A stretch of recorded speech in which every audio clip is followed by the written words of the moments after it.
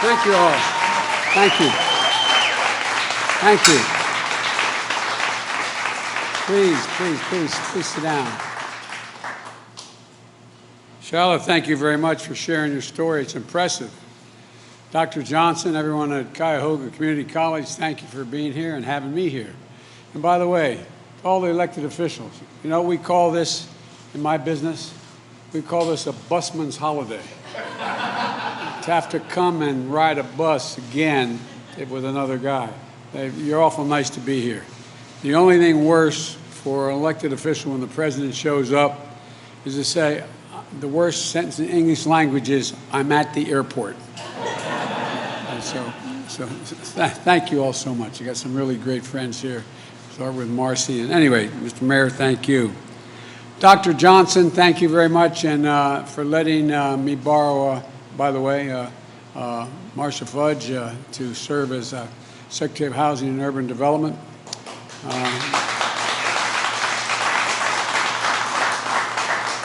You know, certain places, just by chance and circumstance, can become markers in the course of your life or of the course of the nation. And for me, Tri-C is one of those places. Just a little over a year ago, March 10, 2020, I came to Cleveland as a candidate running for president to hold a rally here at the community college. Upon unloading, we got word that Governor DeWine, he did the right thing, wanted large indoor events to shut down because of the growing concerns over the virus and spreading all across America. There would be no rally that night. And life in America had changed, and a long, dark year was about to descend upon all of us. 14 months later, we finally made it to campus.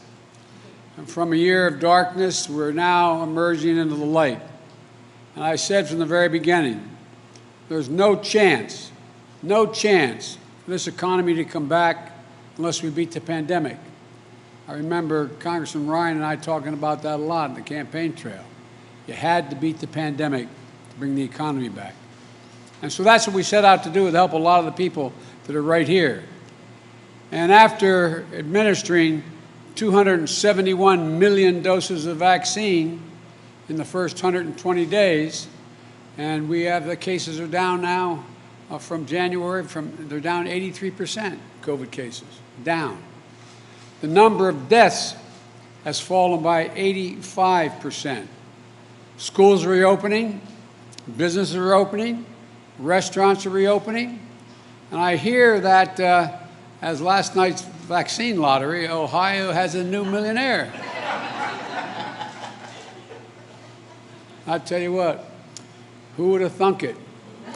$1 million for getting the vaccine. But it's working. Now 56% of Ohioans have had at least one shot. We've got to get to 70%. That's the goal. We've turned the tide on the once-in-a-century pandemic. We've turned the tide on a once-in-a-generation economic crisis. And families are beginning to be able to breathe just a little bit easier. We still have work to do, but our future today is as bright and as wide open as it ever has been. And now we're faced with a question. What kind of economy are we going to build for tomorrow?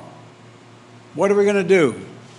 I believe this is our moment to rebuild an economy from the bottom up and the middle out. Not a trickle-down economy from the very wealthy. That has never benefited people who are at this college or any other place where they're trying to make a living. To build an economy that rewards work, not just wealth. An economy that works for the backbone of this country. The people who get up every single day, work hard, raise their families, pay their taxes, serve their country, volunteer in their communities, just looking for a little bit of breathing room. My dad used to say, just a little bit of breathing room, honey. And Tim has heard me say this 1,000 times. My dad used to say, Joey, a job's about a lot more than a paycheck. It's about your dignity. It's about respect. It's about your place in the community. It's about being able to look your kid in the eye and say, honey, it's going to be okay. The last few months have demonstrated what that economy can look like. When When our event here was canceled in March, our economy was on the brink of collapse. My mom used to have an expression, say, you know, the greatest gift God gave mankind was the ability to forget. Because if it didn't do that, every woman would only have one child. But all kidding aside, the good news is we forget the bad times. That's the good thing about we Americans. We're always optimistic. But 10 months ago, we were in trouble. When I was sworn in, there were 10 million fewer jobs in America, and a lot here in Ohio. But in my first 3 months in office, the economy has added back 500,000 jobs per month. In fact, we've created, with the help again of the members of the Congress that are here today, 1.5 million jobs, more jobs than have ever been created in the first 3 months of any presidency in the history of the United States. Before I took office, the average initial claims for unemployment insurance were over 830,000. This morning we learned that number has fallen below 460,000, cutting in half, and we're at the lowest level we've seen since March 2020, when the pandemic first struck. Before I took office, almost 24 million Americans were going hungry. Marcy's heard me say this before. Did you ever think you'd see people lined up for miles and miles and miles going into a stadium to get someone to put a box of food in their trunk? People who never, ever, ever, ever, ever, ever, ever thought they'd need that kind of help. Well, that number of hungry Americans, food-starved Americans, has dropped by 30%. Still too many, but there's clear progress. Before I took office, independent experts were projecting that our economy would grow at 3 to 4% in the year 2021. But they're now projecting that growth will be 6% or higher in 2021. The fastest growth in this country in 40 years. To sum it up, COVID cases are down, COVID deaths are down, unemployment filings are down, hunger is down, vaccinations are up, jobs are up, growth is up, people gaining health coverage is up, small business confidence is up. Put it simply, America's coming back, America's on the move.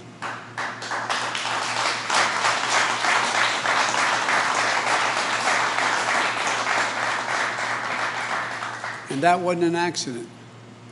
It wasn't luck. It happened for two reasons. First, we made the vaccine program a priority. As my friends in Congress tell, I got a lot of heat for just focusing on the vaccine. It goes back to what we all talk about. You've got to fix the pandemic before you can fix the economy. We were able, with a lot of hard work, get 600 million doses of the vaccine, enough for every single solitary American. We didn't have enough vaccinators, so we went to FEMA, the United States military, went to the AMA and got retired docs and nurses to come out of retirement. Got thousands and thousands of additional people to administer the vaccines, but we didn't have before. We created more places to get vaccinated, hitting my target to ensure that 90% of all Americans would have a vaccination site within 5 miles of where they live. And now, 50% of all of America, more than any other country, is fully vaccinated. 75% of seniors, black, white, Hispanic, across the board, are fully vaccinated. We're getting lives back. The American economy is coming back. And that's the second reason we're on the move. I committed to an approach of building an American economy, a different economy, to build back better, not just build back better. That approach recognizes that we all do better, and we all do well. And the best way to grow our economy is from the bottom up and the middle out. You know, I don't have anything against anybody in Wall Street. I don't have anything against anybody making $1 million, but Wall Street did not build this country. The middle class built this country, and unions built the middle class. That's a fact. An approach that recognizes that at this time, when we rebuild the middle class, we have to bring everybody along, regardless of their background, regardless of their religion, regardless of their race. That's the approach reflected in the American Rescue Plan, which my friends in the Congress helped get passed. Because of that law, more than 167 million Americans got a rescue payment of $1,400. It's gone out helping families pay their rent, pay their bills, buy their groceries, and maybe most important, give them for the first time some hope. A little bit of hope. Hope goes a long, long, long way. Those checks matter. Small businesses and restaurants were getting killed. Now we're delivering the loans and support they need to reopen and stay open. Schools were struggling to reopen, so we made targeting teachers to get the vaccine as a priority. We delivered schools much needed support. State and local governments, and you know, Mr. Mayor, a lot of them had to lay off their employees, cops, firefighters, first responders, because you have to balance your budget. Well, now they're coming back thanks to the rescue plan. Beginning this summer, families with children will get tax relief, tax credit, a child tax credit, which is going to deposit money directly into their banks every month until that money is paid out. By the way, we had no problem passing a $2 trillion tax plan that went to the top 1% that wasn't paid for at all, just increased the debt $2 trillion. Every time I talk about tax cuts for working class people, it's, oh my God, what are we going to do? Well, we're going to take back some of that 1% money and make them pay for it. And thanks in part to a part of the rescue plan named for an Ohio labor leader, Butch Lewis, championed by Sherrod Brown, who I don't think Sherrod's here today. Hundreds of thousands of retirees and workers across Ohio and millions more across the country can trust that their pensions they work so damn hard for and sacrificed to secure will be there for them. Unlike my dad, who busted his neck his whole life, and when the company went on, he lost his pension completely. Even my Republican friends in Congress, not a single one of them voted for the rescue plan. I'm not going to embarrass any one of them, but I have here a list of how back in their districts they're bragging about the rescue plan. They touted the Restaurant Revitalization Fund. They touted the fact that we're in a situation where they're dealing with touted grants to community health care centers. Touted, I mean, some people have no shame. But I'm happy. I'm happy they know that it benefited their constituents. That's okay with me. But if you're going to try to take credit for what you've done, don't get in the way of what we still need to do. The bottom line is this. The Biden economic plan is working. We had record job creation. We're seeing record economic growth. We're creating a new paradigm, one that rewards work, the working people in this nation, not just those at the top. We did a study. 85% of my jobs plan, or 95% of my jobs plan, you don't need a bachelor's degree. 75%, you don't even need a degree that's a community college degree. It helps. But guess what? The bottom line is that people are going to be going back to work. There's a new bargain. Everyone is going to be in on the deal this time. Now, as our economy recovers, there's going to be some bumps in the road. We know that. Of course there will be. You can't reboot a global economy like flipping on a light switch. There's going to be ups and downs in jobs and economic reports. There's going to be supply chain issues. price distortions on the way back to a stable and steady growth. In the coming weeks, my administration will take steps to combat these supply pressures, starting with the construction materials and transportation bottlenecks and building off the work we're doing on computer chips. We're also announcing new initiatives to combat anti-competitive practices that hurt small businesses and families. Fixing those problems can help build a more dynamic, innovative economy, and we're going to have a lot more to say about that in the days ahead. But this is already clear. We're on the right track. The American Rescue Plan laid a strong foundation for a new economy that brings everybody along. But it's just a first step. We're going to build on the incentive and incredible progress that we've made and set America on a sustainable path to faster, more inclusive economic growth. We have to start investing in ourselves again, in the American people again. Consider this.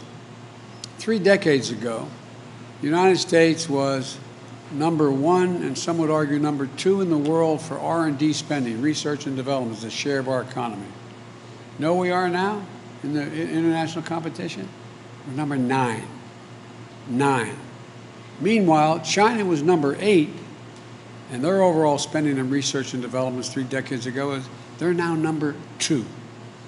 Number 2. This past year, Japan, Canada, Italy, France, and the EU have announced significant infrastructure spending. China's announced that they're increasing their research and development spending dramatically. Japan is making huge investments in reducing carbon emissions and building out the digital capacity they have. The European Union as well. We're in a race to see who wins the 21st century.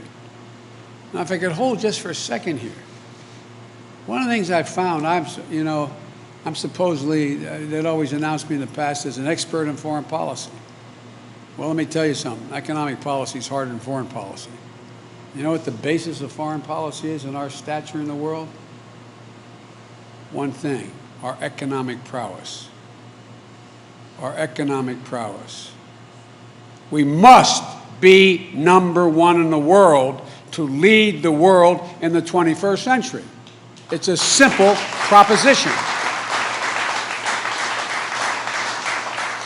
And the starting gun has already gone off.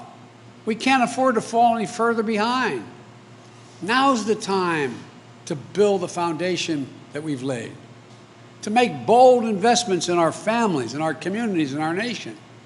We know from history that these kinds of investments raise both the floor and the ceiling of the economy for everybody.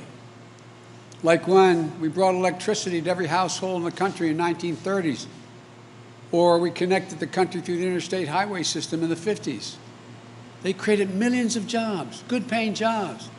They set the economy up to grow more quickly and share prosperity more broadly for decades to come. Those electrical poles and wires still help power rural communities 80 years after they were built, and it's time now to rebuild them. 1/4 of all the miles of Americans travel on roads are in the interstate highway system, built 60 years ago, 60 years after we built it. These are generational investments. Private sector does not make these kind of investments. We've neglected that kind of public investment for much too long. The pandemic exposed just how badly we need to invest in the foundation of this country and the working people of this country. That's why I proposed the American Jobs Plan and the Americans Family Plan, the generational investments we need today to succeed for tomorrow. You know, as my wife Jill, who's been a teacher for a long time, she used to be about 10 years younger than me. Now she's 30 years younger than me. And she is in every way, God love her. She's the only first lady ever to work full-time. Full-time. She teaches 15 credits at the community college. 15 credits. She's a remarkable person. And she's out in Missouri right now and in Kansas doing other things, nothing to do with her job as a teacher. But my point is this. Jill has a constant refrain. Joey, any nation that out-educates us is going to outcompete us. It's a simple proposition. You know, think about this. One of the reasons that caused us to move ahead so significantly as a world leader, an economic leader in the world, was in the late 1800s, early 1900s, we're the first nation in the world to say, we're going to have 12 years of free, without any limitation, free education. 12 years. Now imagine if, and the rest of the world's caught up with us, and they've now passed us in many cases. Imagine if we were sitting today and say, we're going to set up an education system. Does anybody think 12 years of education is enough for us to compete in the world in the second quarter of the 21st century? I'm not joking. Just consciously think about that. Is it enough? It's not. And so I'm proposing 4 additional years of education.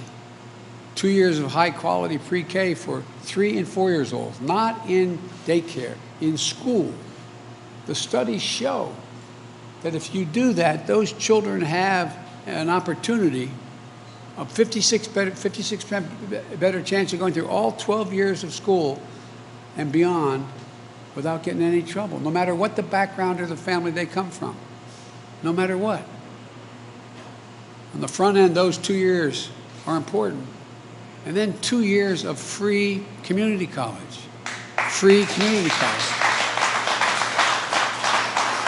To better prepare our people to get these good paying jobs of the future, jobs I saw students training for throughout the Manufacturing Technology Center. You know, we need to invest in transportation infrastructure. Drive anywhere, and you can see why we're rated 13th in the world in infrastructure. The United States of America is viewed to have the 13th best infrastructure in the world. Come on. This is the United States of America, for God's sake. We need to invest in universal, high-speed internet, more seamlessly connect our businesses and their customers, expand the possibilities of job opportunities in every hometown in America, no matter how big or small. And by the way, if you'll hold for a second, think about this. How many of you, men and women, have children who were doing remote learning? Think of all the children throughout the country in inner cities and in rural areas that had no internet connection. It's estimated that some of those kids are going to be pushed, although it's only been 1 year, 3 years behind in their education.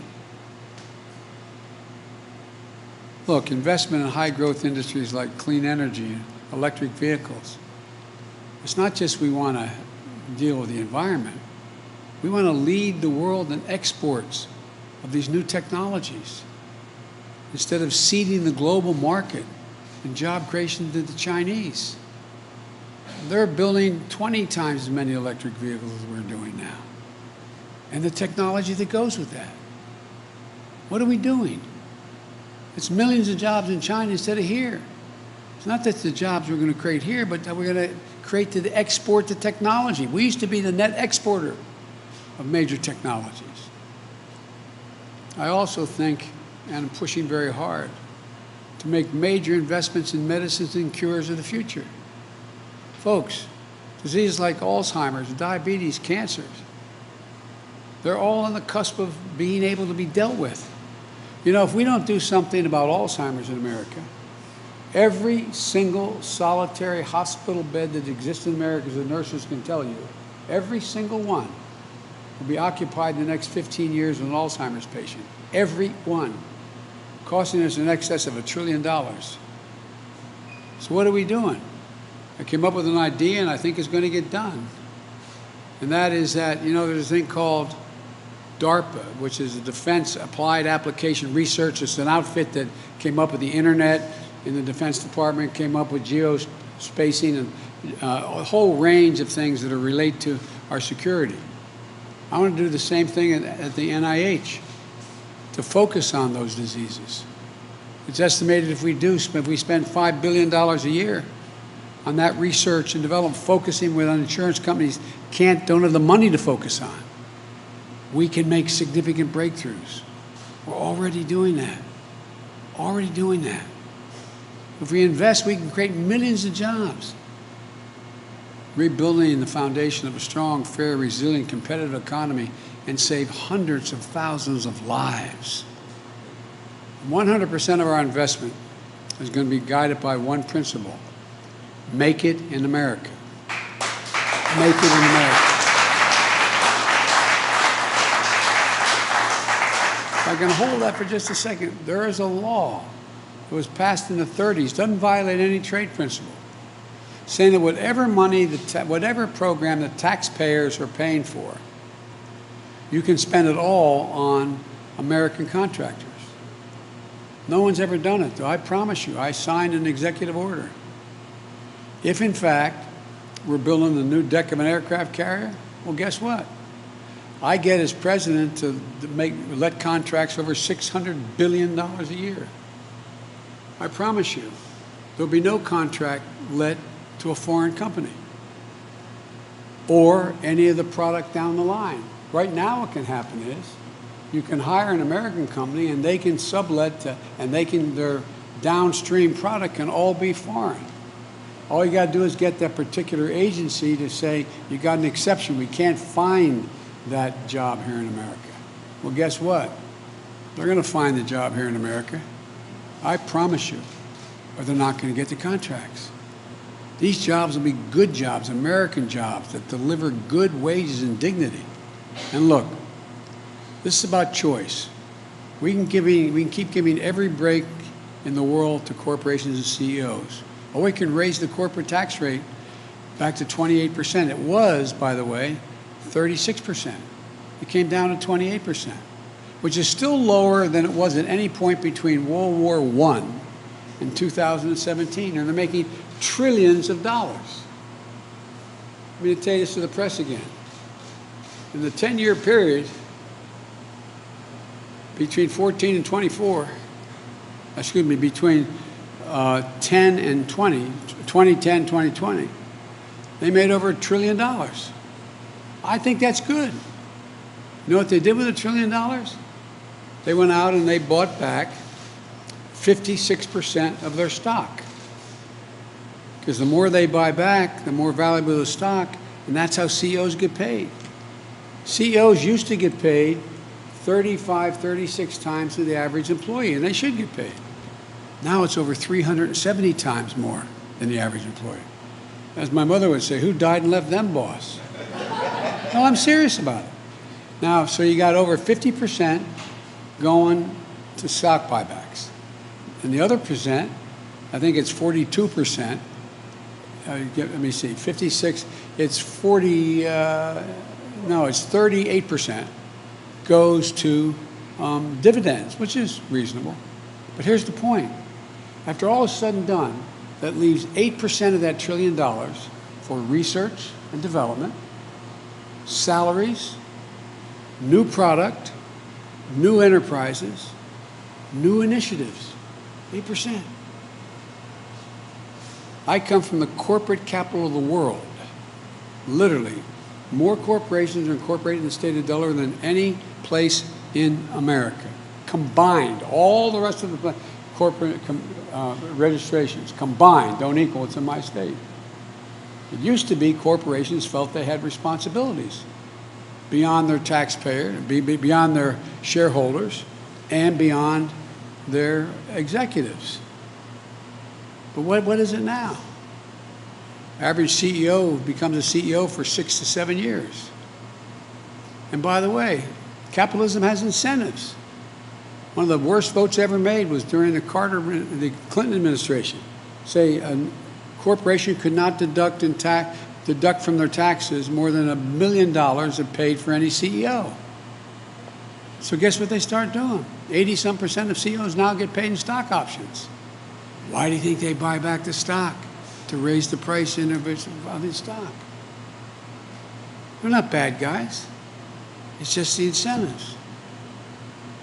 So if we just raise the corporate tax to 28%, which is still lower than where it was, I said, between World War I and 2017, that generates $90 billion additional dollars into the Treasury per year. That could put hundreds of thousands of people to work to modernize our roads, our bridges, our ports, our airports, and pay for it. Pay for it. Put people to work to make sure every American has access to high-speed internet so businesses can compete in the 21st century. Kids in every community can get ahead. Another choice. We can ask the top 1% of the taxpayers in America to pay the same tax rate they paid when George W. Bush was president. You know how much that would generate? That'd generate $13 billion per year, allowing every student in America to go to community college for free. When I was in the last administration that I was part of, Obama-Biden, the president asked me to find out what the major corporate entities thought was the most important thing they needed. We interviewed over 340, I think it's 348 CEOs. You know what they said? Every one of them. A better educated workforce. But they're not spending money to educate the workforce. So imagine what we do. Corporate America benefits with a better educated population. Do you want to give the wealthiest people in America another tax cut? By the way, I don't begrudge them the money they made. Just start paying your fair share, just a little bit. Consequence would help every high school graduate earn an education like students here at Tri-C, one that puts people on the path to good paying jobs and industries of the future. Look, I know you know what's best for America. And by the way, better educated public helps everybody. Look, my plan is the right way to invest, spreading key investments over time so we limit the price pressure. This is the right time to invest when we have historically low interest rates. Investing now with a plan to pay for it, that is fiscally responsible thing to do. Of course, there are critics out there who want to stand still. By the way, some of those critics are the same people who said that money was no object when it came, as I said, to that $2 trillion tax cut that went to the wealthiest 1% of America, who hold 30% of all the wealth in the country. But when we need to fix a road or a water system, or help millions of people return to the workforce by helping them afford child care or elder care, or help afford the ability to attend Tri-C, they think that's a bridge too far. Investing in America, again, is going to create growth, more jobs, but there's something else we have to do to ensure that high-quality jobs exist. We must restore the connection between the success of our economy and the people who produce that success, hard-working Americans. The connection has been severed. You all remember, it used to be the case in this country, when you were part of generating success of a company, you got to share in the benefits. That's long since gone, not a joke. And by the way, I'm a capitalist. But here's the deal. From 1948, after the war, to 1977, I think it was 1977, 79, productivity in America grew by 100%. We made more things. Productivity grew. You know what the workers' pay grew? By 100%. Since 1979, all that changed. Productivity has grown 4 times faster than pay has grown. The basic bargain in this country has been broken. If you work hard and contribute to the success of enterprise, you get to share in success. That's not the case anymore. So you can carve out your place in the middle class. That's how it happens. That's how it works in healthy capitalist economies. But along the way, we started seeing the stock market and corporate profits and executive pay as the sole measure of our economic success. Let me tell you something. My sole measure of economic success is how working families are doing, whether they have jobs that deliver dignity. That means we have to focus on wages like we used to. When it comes to the economy we're building, rising wages aren't a bug, they're a feature. We want to get something economists call full employment. Instead of workers competing with each other for jobs that are scarce, we want employers to compete with each other to attract work. We want the companies to compete to attract workers. That kind of competition in the market doesn't just give workers more ability to earn a higher wage, it gives them the power to demand and be treated with dignity and respect in the workplace. And it helps ensure that in America, when you walk into work, you don't have to check your right to be treated with respect at the door. Full employment also means more options and opportunities for workers, including Black, Hispanic workers, Asian American workers, women, who've been left behind in previous economic recoveries, when the labor market never tightened up enough. Look, this isn't just good for individual workers. It also makes our economy a whole lot stronger. When American workers have more money to spend, American businesses benefit.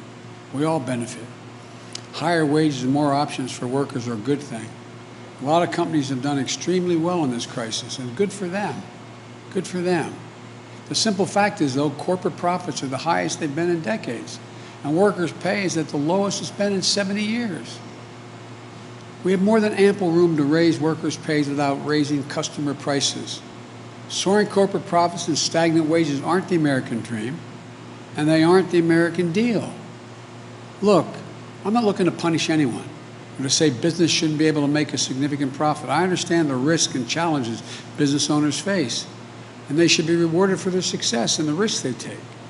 I just think after decades of workers getting a raw deal, it's time they be given a fair shake.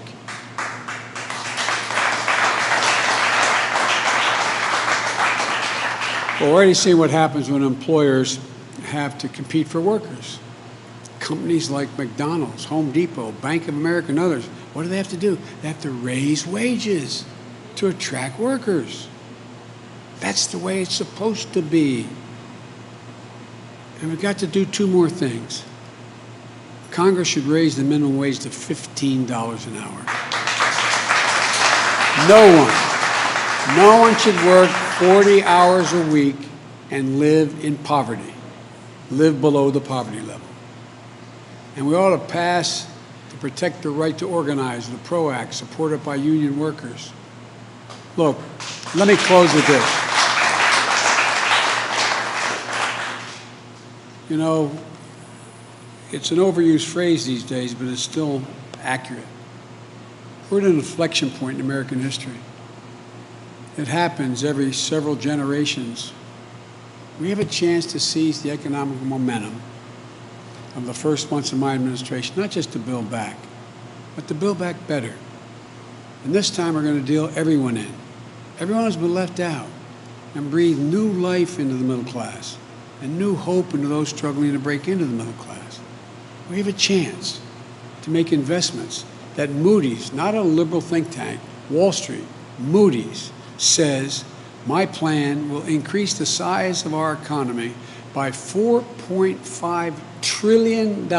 Moody's, $4.5 trillion over the next decade, and create well over 16 million new good-paying jobs. If we make these investments now, in 50 years, people are going to look back, and not even that long. Your children or grandchildren will look back and say, this was the moment when America won the future. Won the future. Folks, I've said it 1,000 times and mean it from the bottom of my heart. There's not a single thing America can't do when we do it together. Never. We're the only country in the world that is, when we set our mind to something, that never, ever, ever failed. This is an opportunity for the wealthy to stay wealthy, the poor to have a shot in the middle class, and the middle class able to breathe more easily. That's what this is about. But this time, bring everybody along. Everybody. Thank you, God bless you, and may God protect our troops. Thank you. Appreciate it.